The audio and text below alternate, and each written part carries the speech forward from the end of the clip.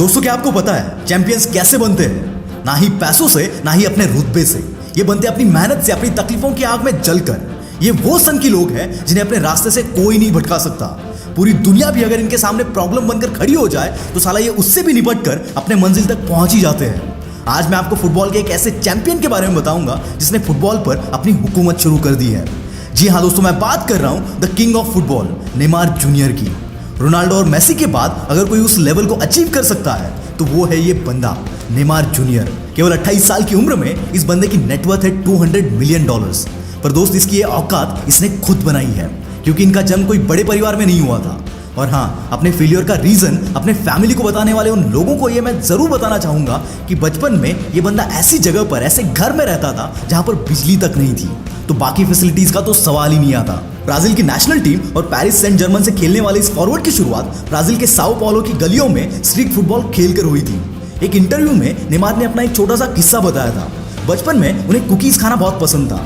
एक बार जब उन्होंने अपनी माँ से कुकीज मांगे तो उनकी माँ ने कहा कि उनके पास उतने पैसे नहीं हैं। तो इस छोटे से बच्चे ने अपनी माँ से कहा कि माँ, तुम फिक्र मत करो, मैं एक दिन इतना अमीर बनूंगा कि कुकीज की फैक्ट्री खरीद लूंगा। यह था एक छोटे से बच्चे का खुद की जिंदगी को बदलने का भरोसा और जुनून। अपनी किस्मत को बदलना नेमार के लिए एक जिद बन गई थी। इसके अंदर टैलेंट तो बचपन से ही था और उस टैलेंट को उनके फादर ने एनकरेज किया। एक्चुअल में वो खुद एक फुटबॉलर थे, पर अपने परिवार को चलाने के लिए उन्हें अपना फुटबॉल छोड़ना पड़ा। 3 नौकरियां करके वो अपने परिवार को चलाते थे। जो सपना वो खुद पूरा ना कर सके, वो चाहते थे कि नेमार पूरा करे। और उन्हीं की मदद से नेमार ने एफसी सैंटोस ज्वाइन किया और उनको 4 चैंपियनशिप भी जितवा दी। और इसी वजह से 2011 और 12 में नेमार को south American footballer of the year का अवार्ड भी मिला।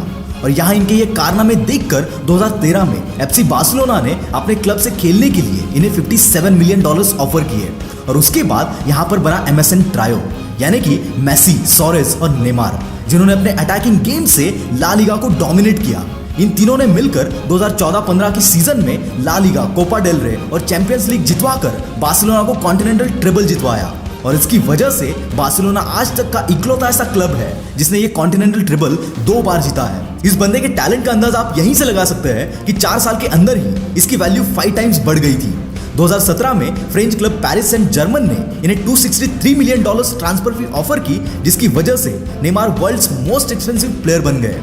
और नेमार को यहाँ भी अपने डेब्यू सीजन में ही लीग का नंबर 1 प्लेयर होने का अवार्ड मिला। दोस्तों, ऐसे कई लोग हैं जो सक्सेस मिलने के बाद उसके चकाचौंध में खो जाते हैं, पर असली विनर वही होता है जो आसमान तक पहुंचने के बाद भी अपने पैरों को जमीन से उठने नहीं देता। ये बंदा आज तक ये नहीं भूला जहां से उठकर ये आया है, और इसीलिए ये मल्टीपल चैरिटीज करता है जो ब्राजील में साफ पानी, एजुकेशन और बच्चों के हेल्थ पर फोकस करता है। ऐसा कैरेक्टर बहुत कम लोगों का होता है, और ऐसे ही स्ट्रॉन्ग कैरेक्टर का एग्जाम्पल है उनकी मेसी के लिए इज्जत। नेमार ने हमेशा मेसी को ग्रेट कहा है और कंपटीशन मेसी से नहीं, खुद से की है। नेमार ने कभी भी नंबर 1 होने के लिए नहीं खेला। ये बंदा खेलता है for the love of the game, खुद को और ज्यादा बेहतर बनाने के लिए। और ऐसे ही अपने गेम पर फोकस करते करते वो आज one of the best player बन गए हैं। नेमार ने अपनी नेशनल टीम ब्राजील के लिए आज तक 103 मैचेस में 64 गोल्स किए हैं, और इसी स्कोर के साथ वो ब्राजील के 2nd हाईएस्ट गोल स्कोरर है। नेमार की फील्ड पर खेलने की स्टाइल दिखाती है उसका पावरफुल कमांड अपने बॉल पर। इस बंदे का बॉडी कंट्रोल, एक्सप्लोसिव स्पीड और ड्रिबलिंग स्टाइल ही है जो उसे फैन फेवरेट बनाता है।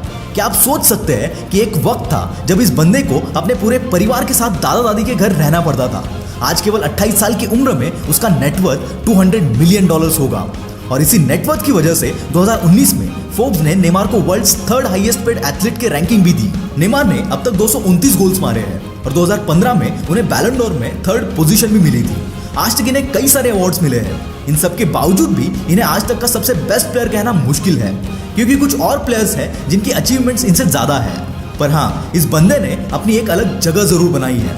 ये बंदा बेस्ट नहीं सही, पर ग्रेट जरूर है। और अगर आपको भी ऐसी ग्रेटनेस को अचीव करना है तो अपने गोल्स पर मेहनत करो। हालात कितने भी बुरे हो, तुम डरो मत, क्योंकि अगर तुम्हारे अंदर वो भूख है तो तुम्हारा कोई भी सपना हकीकत में उतरे बगैर रह नहीं सकता। और मैं उम्मीद करता हूँ कुछ साल बाद ऐसा एग्जाम्पल मैं आप में से कुछ लोगों का दे पाऊँ। तब तक के लिए keep hustling. This is Mangesh from the will power star, signing off for the day. Bye bye.